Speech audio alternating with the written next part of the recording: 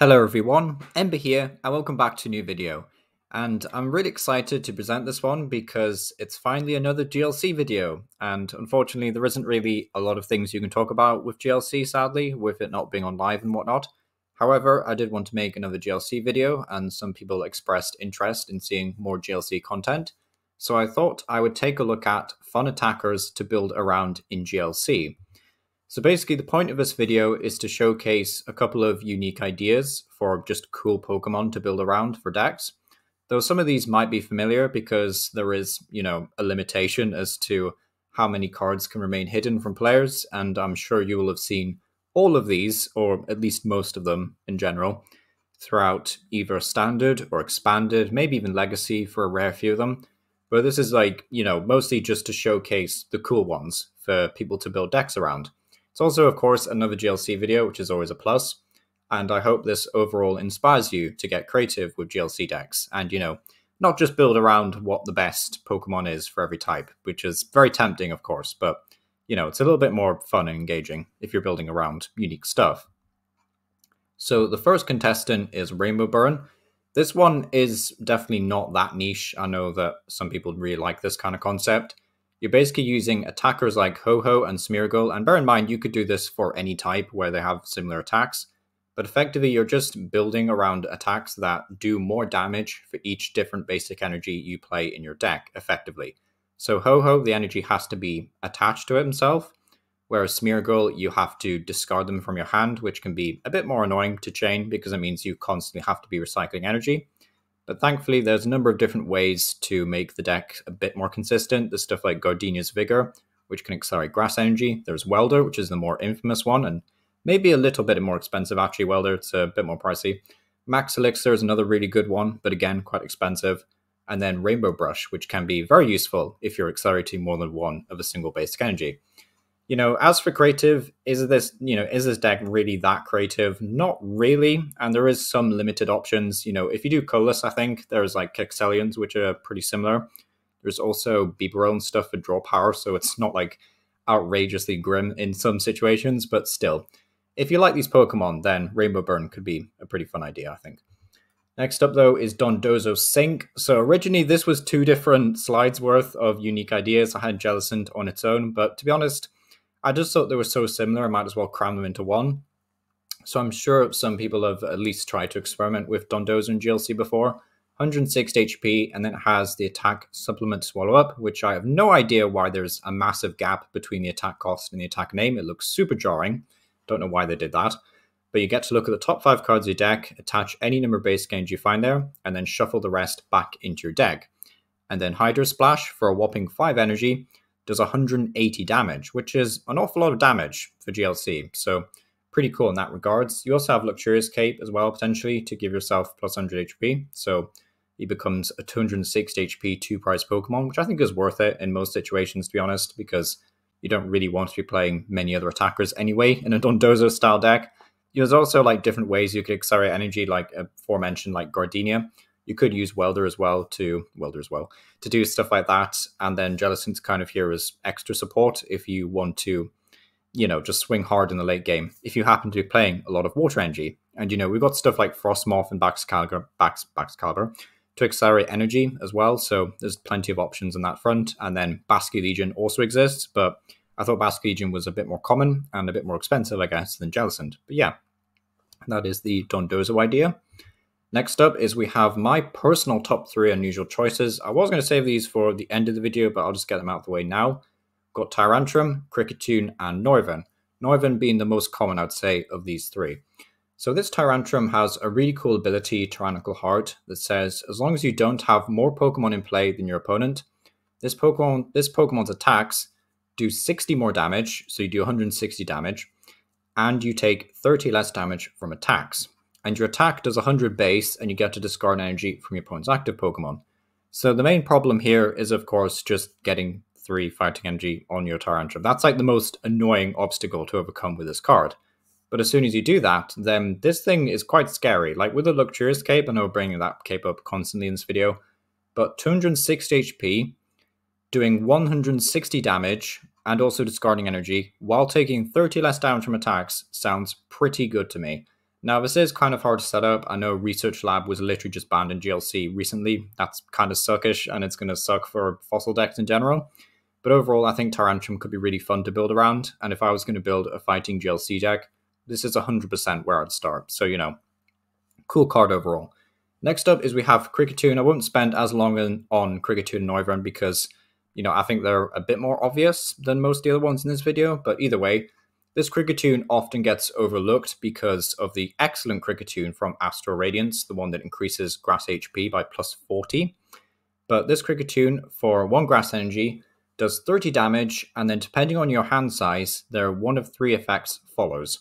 So if you only have 1 card in your hand, it does 130 damage instead, which is fantastic. If you have exactly 3 cards in hand, your opponent's active is now confused, and if you have exactly 6 cards in your hand, this attack does 30 damage to each of your opponent's benched Pokemon. So it's a 30 spread, effectively. Really cool card, very versatile, and depending on your hand size, of course, this could make for a very interesting deck to build around. I would say the 13 Confusion is by far the weakest effect on this card. You know, the 130 for a single grass or 30 spread to everything could be really cool. So honestly, I think this Kricketune could be worth it just for experimentation with. I just know that the other Kricketune is, you know, often overshadowing this one because that one's just so much better for the most part. But a very cool card, and I just wish this attack was on something like a Roserade, because there's no Roserades that are good in GLC. So yeah, something cool though. Next up is we have Noivern, which I believe does see some use in Dragon decks. So it has the ability Echolocation that says if any damage is done to this Pokemon by attacks, flip a coin. If heads, prevent that damage. Fantastic. And then for Psychic Dark Colors, Boomburst says this attack does 30 damage to each of your opponent's Pokemon, which is good. You know, you do have to contest with some bench blockers like Manaphy, as well as Machoke, which is a bit annoying. But still, 30 spread is nice. I think the main problem with this Noivern is the fact that Psychic and Dark don't really lend itself well to Dragon types. There's like not many Psychic and Dark energy attackers. There is one Hydreigon from the similar era, that kind of like late Black and White, early XY era, I believe, but it's like not a great card by any stretch of imagination, so you will have to get creative if you want to build around this Noivern, but could be very cool either way. Okay, this one, I wasn't sure if I was going to include it in the end, but I did also want to pad out the video. I know, shameless. But Haxorus is a cool card. It is cool. Has a very powerful ability Grind Up, allowing you to discard any stadium in play. It doesn't have to be yours or your opponent's, just any stadium.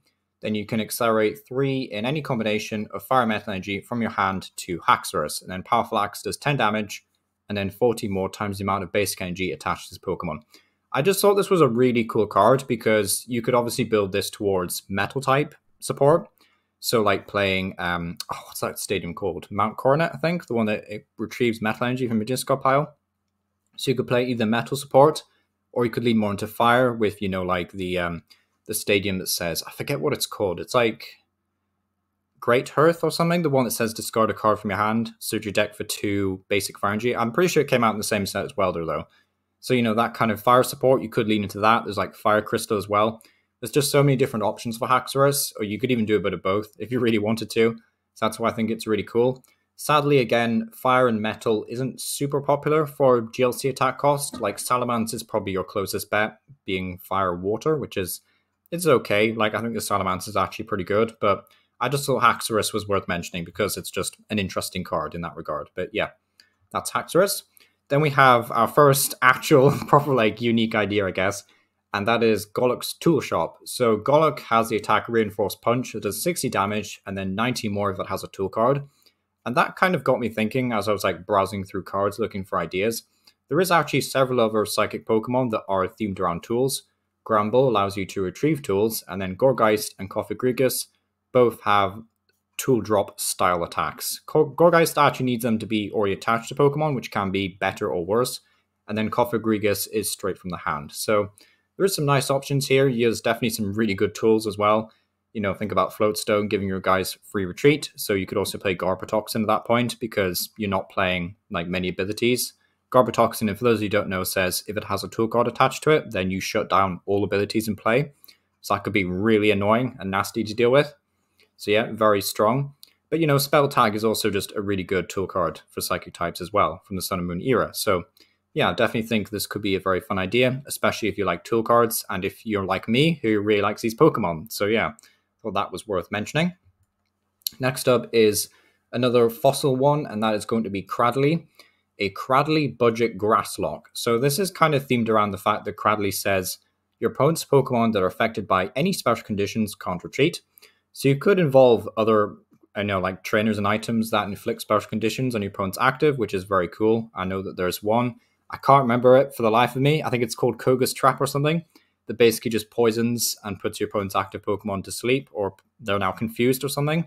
That could be a nice option here. But effectively, you're just trying to trap something in the active spot and deck them out.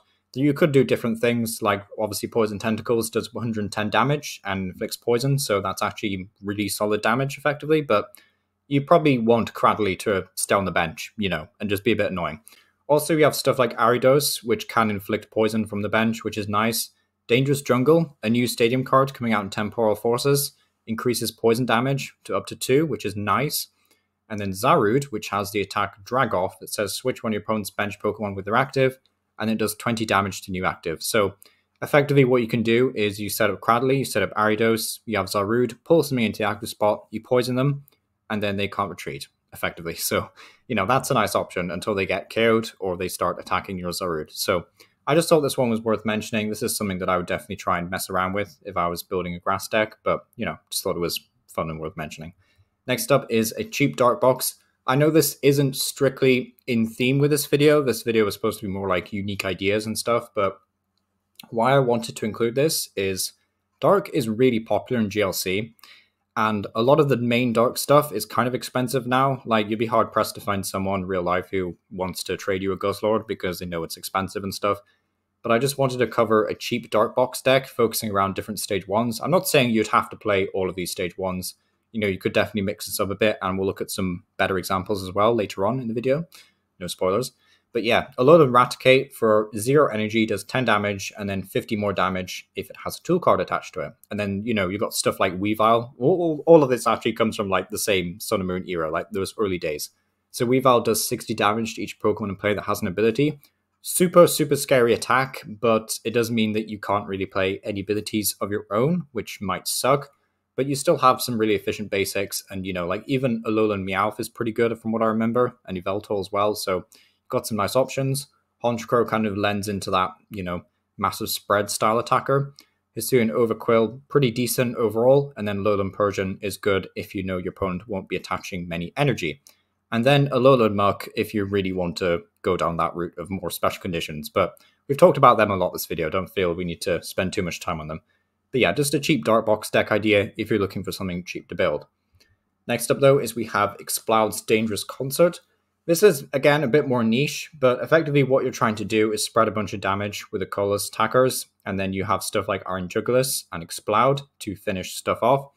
You do of course have to get the damage into play, so I think the best ways of doing that are either with the Rapid Strike Zangoose or with the Spinda that does 10 damage to each of your opponent's Pokemon, and then both active Pokemon are now confused, I believe, if that's correct. So yeah, Spinda probably should have been in this presentation as well, but yeah. So Spinda, Jugulis, Exploud, and Zangoose all make for decent Pokemon. Of course, this is a spread deck, so you kind of have to rely on your opponent not having bench protection, and if they do, then you have to gust that, KO it as soon as possible. But still, I think this could be a very fun idea, and it would just be nice to see more color decks try this out, as opposed to, just Porygon this, Snorlax that, little bit repetitive. Be nice to see a bit more variety. But yeah, it's cool. Also, if you do play this deck, of course, then, cool for you. That's cool. I find that really cool. So this is not like trying to bash people who already played the stuff as well, by the way. So next up is we have another dark box, and I know it's more poison, and I'm just going to spend like 10 seconds on this, but I just wanted to talk about a budget poison dark box, if that's the way you're inclined. I know this is very similar to a lot of the stuff we've already looked at in this video, but I just wanted to bring it up because there's a lot of dark stuff out there that's pretty efficient, it's pretty good, and it's cheap. It's cheap to pick up. Like this Toxapex, for example. 10 damage, and if your opponent's active is poisoned, 120 more. 130 isn't bad if they're already poisoned, because that takes it up to 140, or even 150 if you have the upcoming Dangerous Jungle in play. So, that could be quite nice. You also have Brute Bonnet to potentially poison something, so that's nice. You have more Pekko to do damage in the early game and then set up more bench Pokemon, and then Sableye with Unseen Claw. So just thought these were worth mentioning, you know? And also Dangerous Jungle complements Garbodor quite nicely. So yeah, just thought this was worth bringing up. Okay, bit more niche, but I thought it was worth at least an honorable mention, and that is Grimmsnarl. This is definitely for those seeking a challenge, a hard deck to master as it requires careful bench planning and management. So Grimmsnarl is a single strike Pokemon, so you can use all the really cool single strike support. Rear attack, though, for 2 Dark Energy does 100 damage, and if you have 2 or fewer bench Pokemon in play, this attack does 140 more damage. So 240 is a rare number indeed to be hitting in GLC. You know, like Wailord can hit 240 for 4 energy, but that's 4 energy, and you know, they have to get like Baxcalibur or Frostmoth in play. So honestly, I think Grimmsnarl is filling a bit of a niche in that it's very efficient damage for 2 energy, but of course you do have to have 2 or 3 bench Pokemon in play, which is quite annoying. Like, you know, let's not pretend that that's not very tedious to pull off. But, you know, think about like the stuff we just looked at really in terms of the budget stuff, like Morpeko, for example. 70 damage, moves 2 energy from itself to one of your bench Pokemon. Could be quite nice, just sets it up and stuff. So there is ways of playing this, but obviously it's definitely more of a niche thing. But yeah, could be cool. Also, I wanted to give like an honorable mention to Guts Tribute Machamp deck. Guts effectively says, if his Pokemon would be knocked out, flip a coin. If heads, it's not knocked out, and instead its HP becomes 10 remaining. There is also a Donphan and a Hariyama with a very similar ability. Hariyama is exactly the same. Donphan is slightly different. With Donphan, you actually have to be at full HP for it to work, which is a bit more annoying. But if you want to commit fully to the Guts idea, then, you know, you might as well play Donphan as well, right? So yeah, that's that for fighting types as well. But yeah, thank you for watching. It's been Aaron Power. It feels good to be talking about GLC again, and hopefully one day, fingers crossed, Live decides to add GLC, or at the very least, full expanded, so we can get proper GLC events back on Live. But yeah, it's been Aaron Power, and yeah, thank you for watching.